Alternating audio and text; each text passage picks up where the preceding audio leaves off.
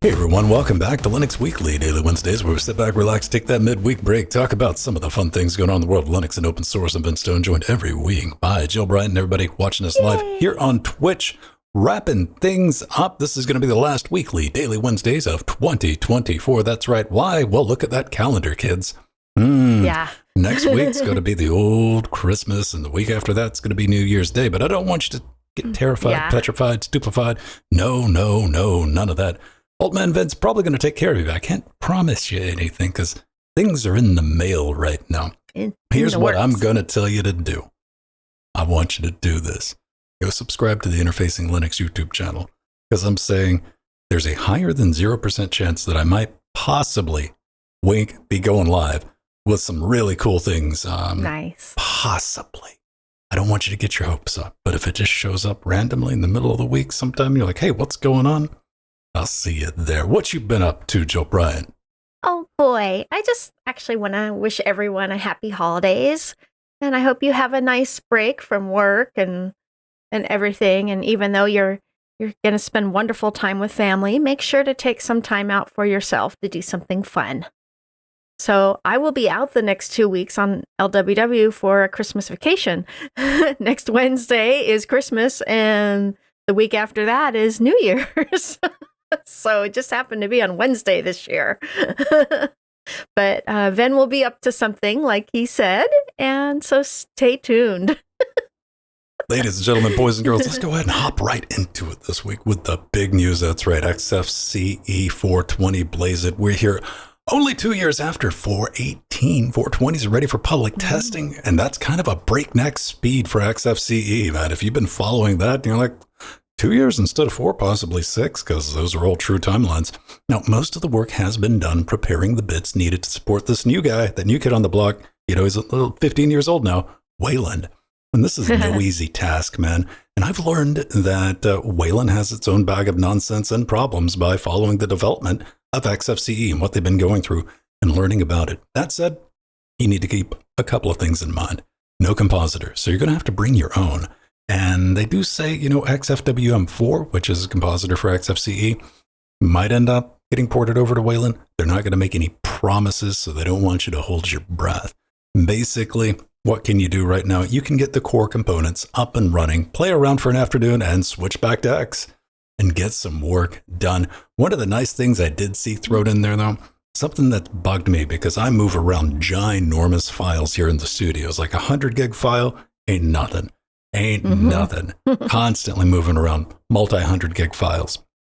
Thunar freezes in big file transfer processes. So they think they have that sorted, which I was really glad to see because it is very much a tradition to just not touch anything because it does that old thing. You remember the classic like blank frozen screen where you could kind of just drag it around. It would like leave little copies of itself. Oh, yeah. Thunar will very reliably do that, and you touch it, and there's no indication other than like things are going over the network. Okay, just leave it alone, and it'll eventually get done. So very excited to see that from the team. Joe, what are your thoughts on this? Yeah. So I'm actually really looking forward to running XFCE on pure Wayland instead of X Wayland that is currently running on my podcast rig right now. And it looks like in this release that XFCE4 screen shooter will at least partially work on Wayland with entire screenshots, but not using a rectangular selection or the active window. But I am fine with that. At least I'll be able to take screenshots again with the default XFCE4 screen shooter app and not have to use an alternative screenshot app like I have been doing. That's been one of the issues with Wayland is a lot of the screenshot apps not working. And it is cool also that the About dialog now shows the logo of the Linux distribution you are running and info about the GPU and the windowing system you are using. So those are actually really great updates. Yeah, especially since some of the other bigger desktops have those features. So I was really happy about that. That's cool. Good to see. You know, if you're running a rolling distribution, you'll probably get test this. Pretty easy to get started too. You can just do the -- Wayland on your start XFCE. It should pop right up. Go play with it. Like I said, it's not there yet, but like this is like proof of concept.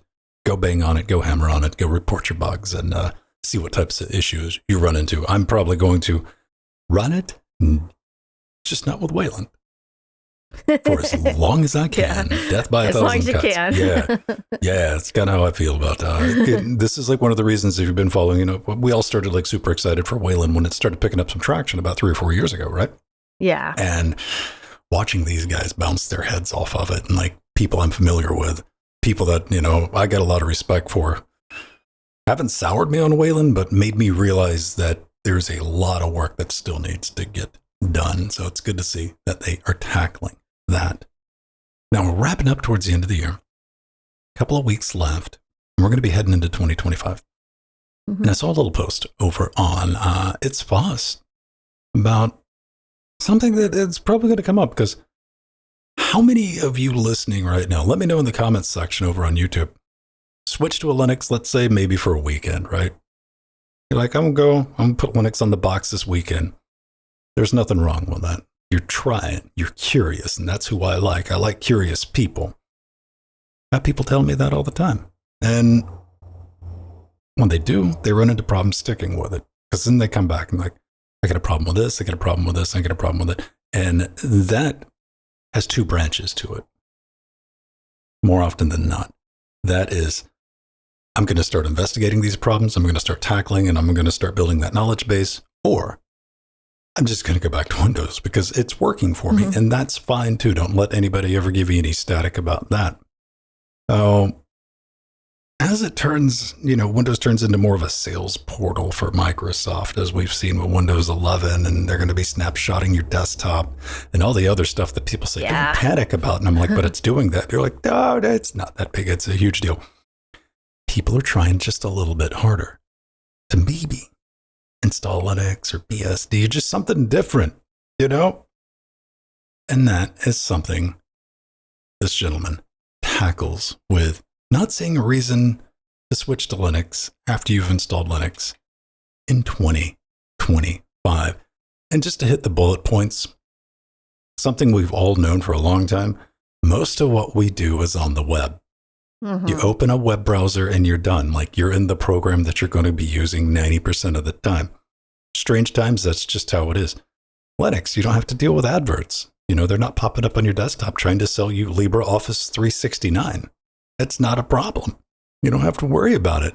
And there's lots of distros to choose from. But that's always kind of been the case. But there's really great ones out there, just like laser focused on anything that you want to get into. Another thing, gaming, thanks to Valve, thanks to like Lutris, thanks to the Wine Project, everybody working together to make it really easy. We were talking about that on Linux Gamecast. Like, we're very grateful that, we're looking forward to new games coming out, and we know they're going to be Windows games, but we know we're going to be able to run them on Linux. We don't have to think about that anymore. That's brilliant. And something that, I've been championing for a while is there's plenty of proprietary software out there. I use DaVinci Resolve day in and day out here in the studio, all running on Linux. Everything on this show, the entire production line has been and will continue to be 100% Penguin sauce. And of course, everything is on the web, is also on your desktop, thanks to our good friend Electron. Yeah. Like Discord that wants to eat 6 gigs of memory for a chat app. Gotta love it. So it's all there. That was a pretty good read, Jill. Yeah, it really is. Thank you, Ankush Das over at It's Foss. It was another great article that you wrote. He does really thoughtful articles, and this one is just as thoughtful as many of his others. And because of the collaborative nature of open source software in Linux, you can contribute back to it, make it better, fix bugs, or add a new feature you need. So that's one of the reasons why you don't have to switch back to Windows. And there's even a great alternative to Adobe Photoshop that is actually web-based called Photopea. I've been using it on a weekly basis. And also, Fortnite plays great with a subscription to Amazon Luna game streaming or using a Windows virtual machine on Linux. I have actually played Fortnite on Linux using Amazon Luna, and it worked flawlessly. And I just tested it with a free month subscription. And it worked great because I wanted to try all those games that we don't normally get to play on Linux. So that was really nice. So I haven't used Windows in like over like 12 years at home. So for me, I've been able to, have the alternatives I need and been using open source for 30 years now. But for a new user, it's really ready. It's there. And you don't want to say new users, you want to say the right type of person. You got to have the right type of mentality to me, because it doesn't matter if you're talking about Linux or anything else. It takes a special person to install a operating system. Even if they're just reinstalling Windows, that's a whole different person than like the average PC user. Doesn't even want to deal with that type of nonsense. Yeah. So we salute you. Get out there, go play around with it. Whatever you want to use, keep on rocking. Now, this next story I see Jill's bringing up, I put this in Discord a couple of weeks ago. I thought it was a great idea, and you did too. Yeah. Yeah. It's funny because this article came up in my feed last week, and I'm like, you know what? We need to talk about that on LWW. So have you ever had a GPU that blocks your extra PCIe slots or an M2 NVMe SSD slot, or a motherboard like a mini ITX one that only has one GPU PCIe slot available? Well, this GPU aims to solve that. The Max Sun Intel Arc B580 adds two M.2 NVMe SSD slots to the GPU. The Chinese-based Maxsun is trying to maximize its GPU to use PCIe lanes that are not being used. And over at videocards.com, they state the Arc B580 graphics card from Intel doesn't use all 16 lanes. All cards on the market are listed as having X8 lanes. This means the remaining 8 lanes are unused unless, of course, the graphics card maker utilizes them for something else. And Maxsun has. One of Maxsun's iCraft B580 GPU models has two M.2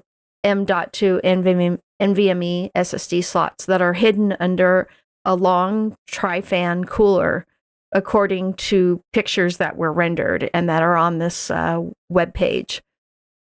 Also, the videocards.com website further states, it's great to see some companies go the extra mile to add new, practical features to graphics cards. The GPU PCIe slot is often the only one available, especially on mini ITX cards. So having additional M.2 SSD slots is a clever way to utilize the bandwidth. And I think so too.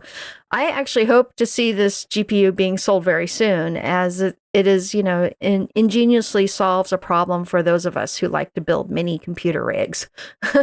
So this is cool. They're not the first to do this, but this is the first one with two SSDs, M.2 SSDs. Asus made one that was a NVIDIA card that had one M.2 NVMe SSD. Yeah, back in the day, they did a 4060 Ti with a M.2. And I remember, I think we brought it up on the show, not this show, I think we brought it up on Linux Gamecast. We had a chat about it, and all right, it was kind of a silly idea, but feature it. And you're going to see a lot more of this. These are the type of gimmicks I can get behind, because the B580, and especially like the lower end cards, because, the B580 is going to be like the mid-range. They're going to get even cheaper, which is good. Mm-hmm. They need to do a value add, because they want to make some money on these cards, and having these extra lanes sitting around, making use of them. What Jill said, everybody, awesome. Your first M.2 right under your video card. You know where it's at. It's right there. You got to change that out. What do you got to do? You got to pull your GPU out. You're not going to get to it. That's just where they go on motherboards, man. Yeah. That's reality. And if you want to add more, well, unless you got HEDT, like my Threadripper, which is just packed by 16 lanes, you got to buy a special card with bifurcation on it, which is like $100 and something to add extra NVMe drives to it. So having this on there makes perfect sense. Love to see it. And I want everybody to just start doing that. Even if you don't use it, it's great to have that option there. Yeah. Because you never know. You might find that perfect motherboard. And it's only got one M.2 slot, or what I see a lot in mid-range and budget motherboards, which I always keep eyes on, is they'll put the second M.2 on the chipset, and it only works because it'll have like 2x16 slots. But if you put something in the second by 16 slot, even if it's like by 8 by 4, you can't use your M.2. So this is a great way around that. Yeah, everybody start doing this. Yeah. Huge fan of it. This is cool. Now, last week, Jill talked about a Raspberry Pi monitor. Yeah. And, it's probably a good idea to, I don't know, put it on a stand maybe? Yeah. Maybe? So, just an idea? Maybe. So last week, as Ven said, we talked about the newly released official Raspberry Pi monitor available for $100. And now the DIY community has already made a mod available for the 15.6-inch Full HD 1080p IPS display. The Raspberry Pi monitor actually has an integrated adjustable stand, but it isn't near as cool as the one eRaccoon on the Raspberry Pi subreddit created. Their stand is much more substantial than the included one on the monitor and features an integrated Raspberry Pi mount compatible with the Raspberry Pi 2, 3, 4, and 5 models, and it has cool cable management to keep cables tidy and out of the way, and a sleek and stable design. And it can be 3D printed for free, and the files downloaded over at the printables.com link listed in our show notes. Also, this build is very simple and only requires 4 M4 by 16 screws for the VESA mount and 4 heated inserts M2.5 by 4 for the Raspberry Pi mount. And of course, a 3D printer. I think this stand is awesome, and I would for sure print it in a raspberry color or a white color to match the Raspberry Pi monitor. But this is just really a nice stand. And it's the first mod I've seen for the Raspberry Pi monitor.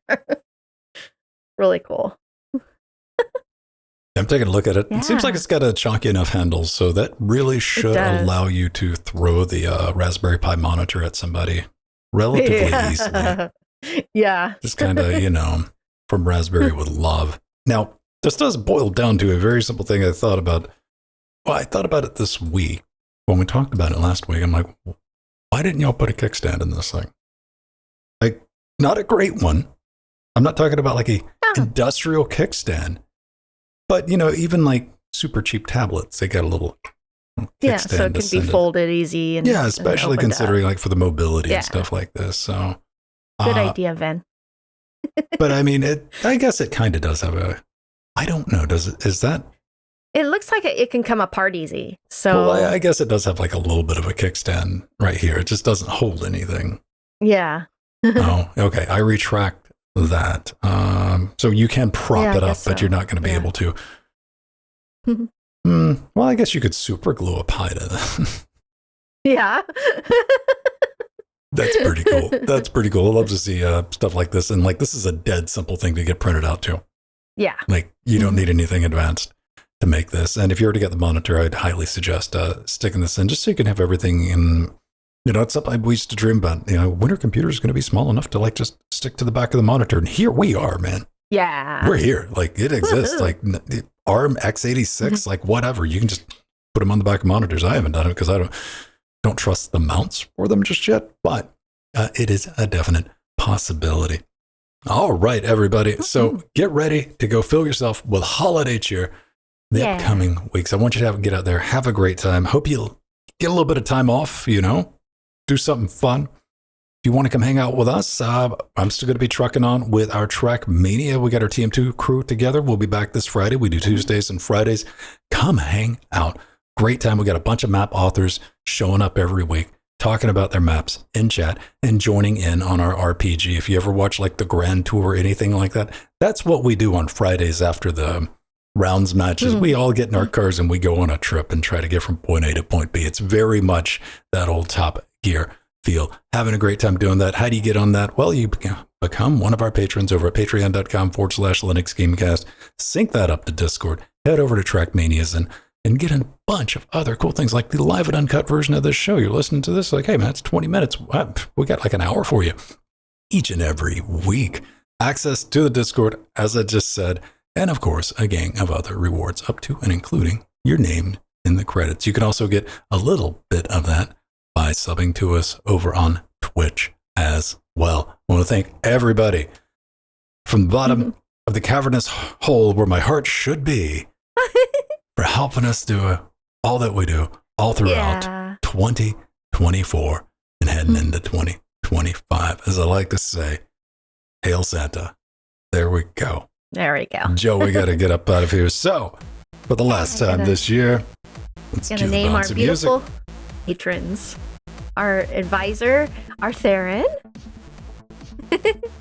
Our executive producers, 1, 2, 3, 4, 5, Ian, Ishep, KR Ducky, drummer, the Targos, our Chicago Kicks people, Glorious Eggroll. By the way, happy birthday, Glorious Eggroll. It is his birthday today. Our Sea Monsters, Vera Tenuta, our Death Notes, Kim, Chris, Leonardo, Dodger, our Chairlings, Mere PBC, Mr. Alert, Door to Door Geek, North Ranger, Colin. DeCresney's in there too somewhere. Yeah. Lots of awesome people. All right, everybody. Have a great one. Bye-bye.